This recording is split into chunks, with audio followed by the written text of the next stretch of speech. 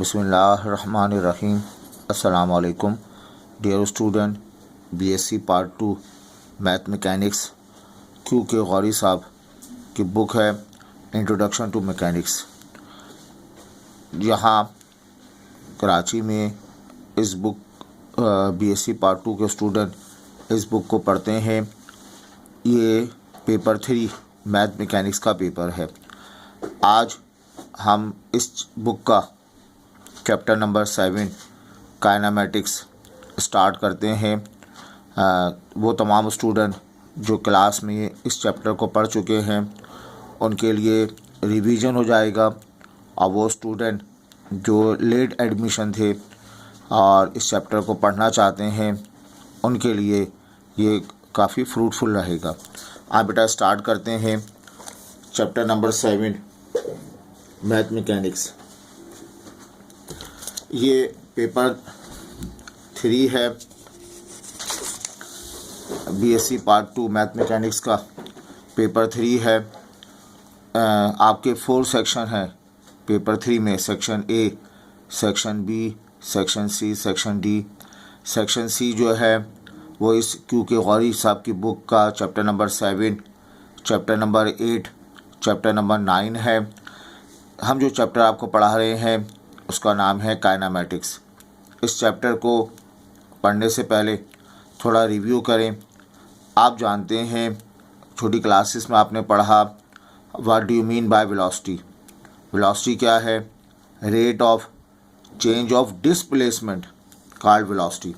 एक particle move करता हुआ किसी पॉइंट पी पर पहुंचता है, ओरिजिन से वो जो है आर डिस्प्लेसमेंट पे वाक़ है, आर डिस्टेंस पे वाक़ है। तो इस पॉइंट पर जो वेलोसिटी होगी, जिसे हम टेंजेंशियल वेलोसिटी का नाम देंगे, इस टेंजेंशियल वेलोसिटी को हम कैलकुलस की मदद से मालूम कर सकते हैं। अब बेटा इसका फार्मूला क्या है? D R upon D T. ये इसका फार्मूला है, D R upon D T. इस फार्मूले की मदद से वेलोसिटी मालूम कर सकते हैं। पार्टिकल पॉइंट ए पर था, मूव करता हुआ पॉइंट बी पर आया। पॉइंट ए पर जो उस पर टेंजेंशियल वेलोसिटी थी वो v1 है।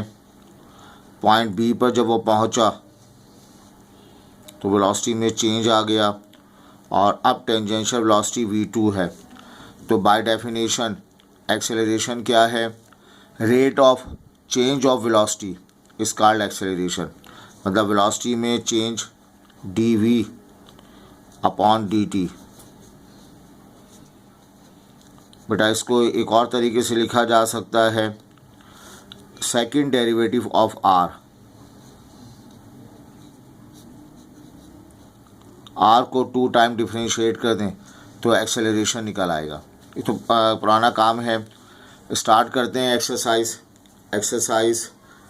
1 चैप्टर नंबर 7 पेज नंबर 146 पर आपसे कहा जा रहा है particle start from origin at time equal to 0।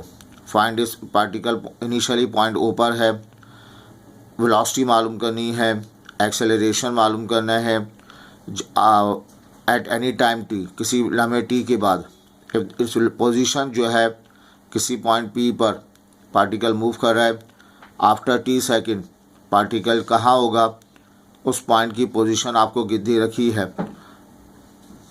Are equal है T Q plus 2ti 5t square minus 7। आपने क्या मालूम करना है? वेलोसिटी मालूम करनी है। आपने क्या मालूम करना है? एक्सेलरेशन मालूम करना है। कब? टाइम टी पर। आर से वेलोसिटी कैसे निकालेंगे? आपको बताया वेलोसिटी का formula D R upon D T. इस आर को टाइम के साथ डिफरेंशिएट कर दें, वेलोसिटी निकल आएगी। एक्सेलरेशन का फार्मूला क्या बताया? Second derivative of r with respect to t. Second derivative of r with respect to time, तो एक्सेलरेशन निकल आएगा। आप बेटा इसको हम स्टार्ट करते हैं।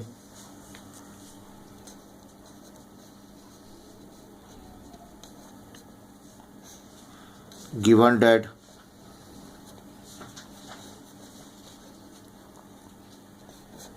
ये आर आपको गिवन है,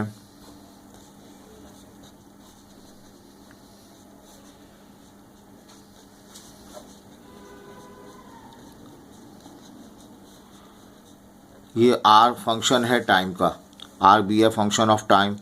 तो डिफरेंशिएट किया जाए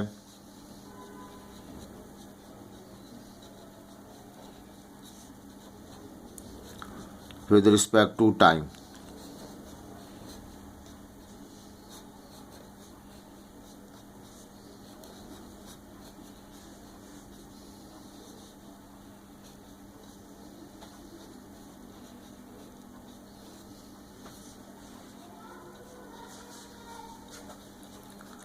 टाइम के साथ हम डिफरेंशिएट कर लें इसको। आगे टू टर्म लिखी हुई है, ऑपरेटर बांट देंगे, ऑपरेटर इस आई के लिए अलहदा हो जाएगा,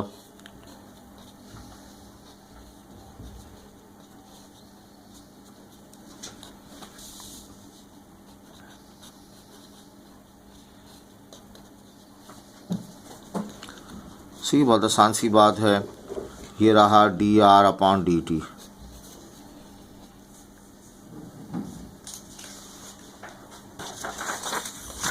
अब D R upon D T को हम हेयर,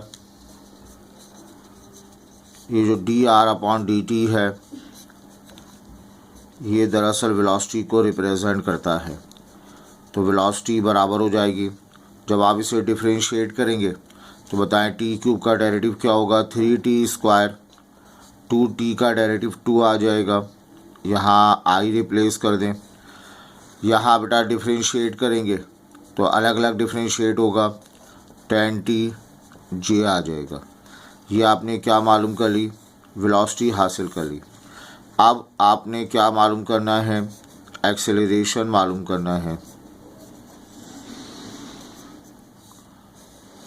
एक्सेलरेशन के लिए क्या करें, डिफरेंशिएट कर लें विद रिस्पेक्ट टू टी।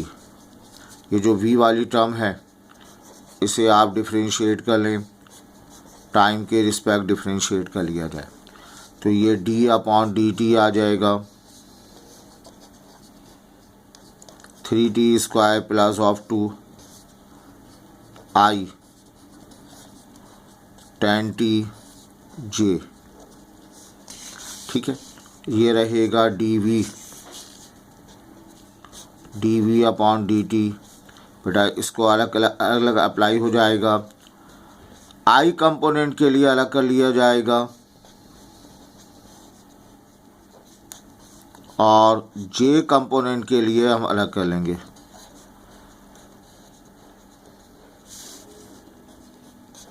हम जानते हैं rate of change of velocity with respect to time acceleration को रिप्रेजेंट करता है, तो एक्सेलरेशन आ जाएगा। इसे जब डिफरेंशिएट करेंगे तो 6t पढ़ा जाएगा आई में।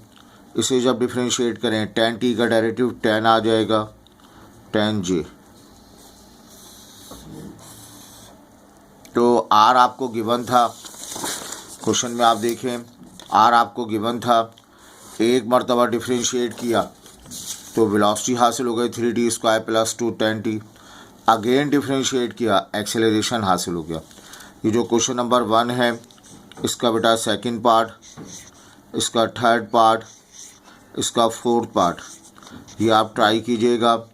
इसी तरह से है, हर पार्ट में आपको आर गिवन है, एक मरतबा डिफरेंशिएट करें वेलोसिटी निकल आएगी, सेकंड टाइम डिफरेंशिएट करें एक्सेलरेशन आपको मिल जाएगा। आई होप ये क्लियर है। आगे बढ़ते हैं हम।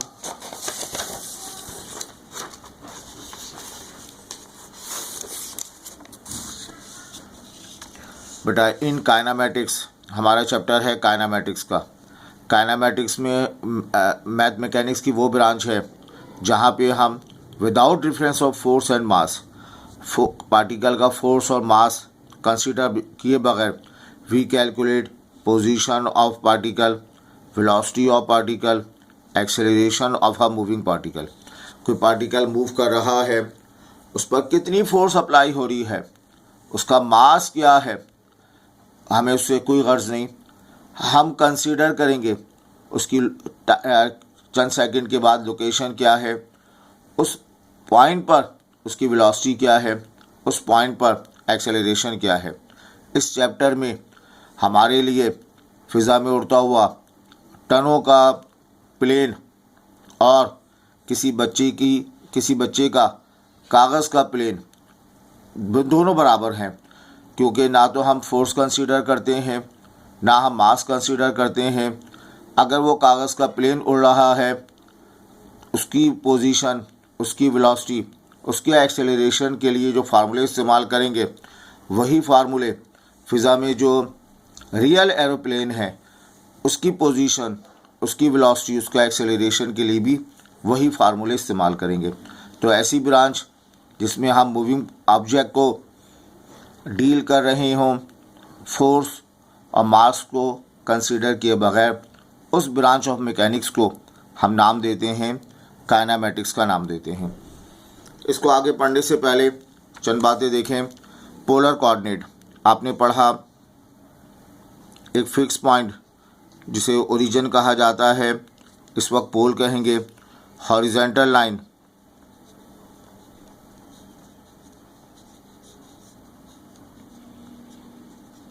उसे इनिशियल लाइन का नाम देंगे।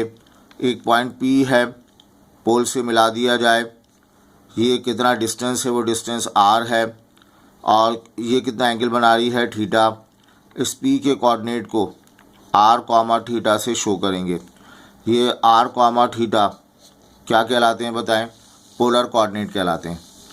अगर हम इसी पॉइंट को x एक्सिस, y एक्सिस के रिस्पेक्ट देखें तो इस पॉइंट P के कोऑर्डिनेट x, y हैं।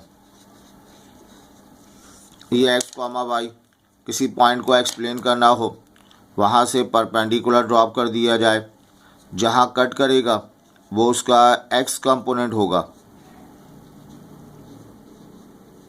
और ये हाइट y कंपोनेंट, इसको हम x, y से शो करेंगे। ये जो r हमारे पास दो किस्म के रिलेशन हैं। रिलेशन नंबर 1, अगर x, y पता हो तो r, थीटा मालूम कर सकते हैं। r मालूम करने का फार्मूला x² + y² है। याद करो बेटा, थीटा मालूम करने का फार्मूला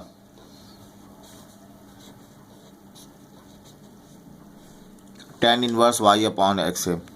केस नंबर 2 ये होता है, अगर आपको r और थीटा मालूम है तो x, y मालूम कर सकते हैं। r और थीटा मालूम है तो x मालूम करने का फार्मूला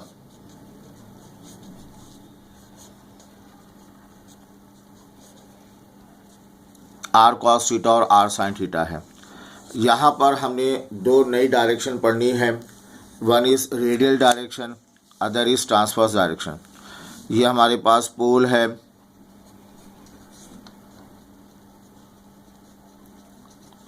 इनिशियल लाइन है, कोई पार्टिकल मूव कर रहा है, मूव करता हुआ पॉइंट P पर आएगा, इसको पोल से मिला दिया जाएगा। इस डायरेक्शन को जो अलोंग R लिया जाता है वो डायरेक्ट पॉइंट P है, ओरिजिन से मिला देंगे, ये रेडियस वेक्टर आ जाएगा। इस रेडियस वेक्टर के अलोंग जो एक्सिस ली जाती है, जो डायरेक्शन ली जाती है, उसको रेडियल डायरेक्शन कहते हैं। Direction of radius vector, radius vector की डायरेक्शन क्या कहलाएगी? रेडियल डायरेक्शन कहलाएगी। इसे हम r कैप से शो करेंगे और ज़रूरत पड़ने तो r कैप का फार्मूला r/मैग्नीट्यूड ऑफ r आता है। फिर देखें, ये हमारे पास पोल है, ये इनिशियल लाइन, यहाँ पॉइंट P है, इसको इससे मिला दिया गया। ये डायरेक्शन रेडियल डायरेक्शन है। अब एक और डायरेक्शन बनाई जाए जो इस रेडियल डायरेक्शन के ऊपर क्या हो? परपेंडिकुलर हो।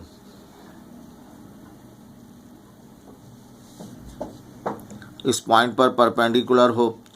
ये डायरेक्शन जो रेडियल डायरेक्शन पे परपेंडिकुलर है, इस डायरेक्शन को नाम देते हैं हम ट्रांसवर्स डायरेक्शन का नाम देते हैं। जैसे ये हॉरिजॉन्टल डायरेक्शन है और इसे परपेंडिकुलर डायरेक्शन ट्रांसवर्स डायरेक्शन कहलाएगी। ठीक है, तो हर परपेंडिकुलर डायरेक्शन को ट्रांसवर्स डायरेक्शन का नाम देते हैं। ठीक, जैसे ये पेन है, ये वाली डायरेक्शन लॉन्गिट्यूडनल डायरेक्शन कहलाती है और ये वाली डायरेक्शन इसकी जो है ट्रांसवर्स डायरेक्शन कहलाएगी। तो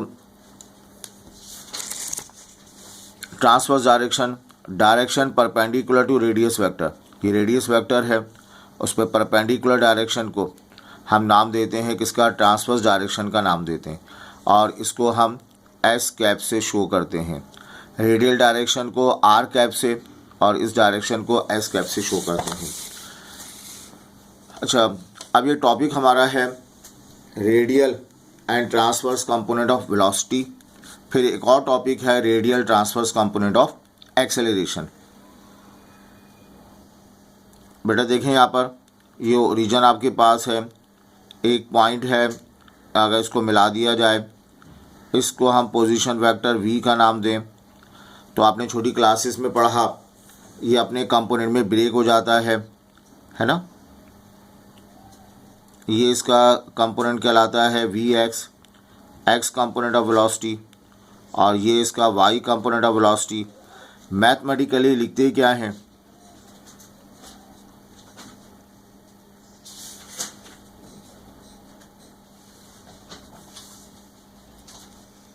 वेक्टर v को लिखा जा सकता है vxi प्लस vyj, और vx क्या कहलाता है इसका, हॉरिजॉन्टल कंपोनेंट ऑफ वेलोसिटी कहलाएगा।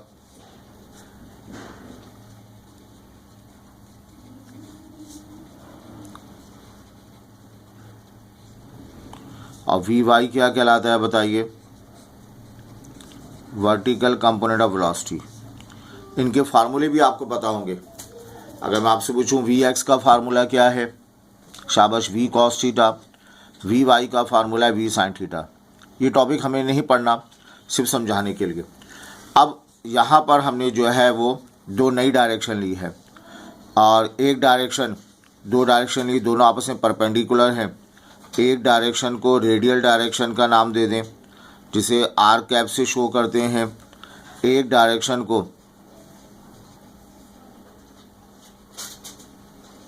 ट्रांसवर्स डायरेक्शन का नाम दे दें जिसे हम एस कैप से शो करते हैं। ये डायरेक्शन परपेंडिकुलर है। अगर कोई हमारे पास वेक्टर हम यहाँ बनाएं, वी वेक्टर बनाएं, तो ये वी वेक्टर अपने कंपोनेंट में ब्रेक हो जाएगा। यहाँ से परपेंडिकुलर ड्रॉप कर दिया जाए तो बेटा इस कंपोनेंट को हम नाम देंगे वी आर से शो करेंगे और ये जो परपेंडिकुलर है इसे वी थीटा से शो करेंगे। मैथमेटिकली क्या लिखा जाएगा, v बराबर है वी आर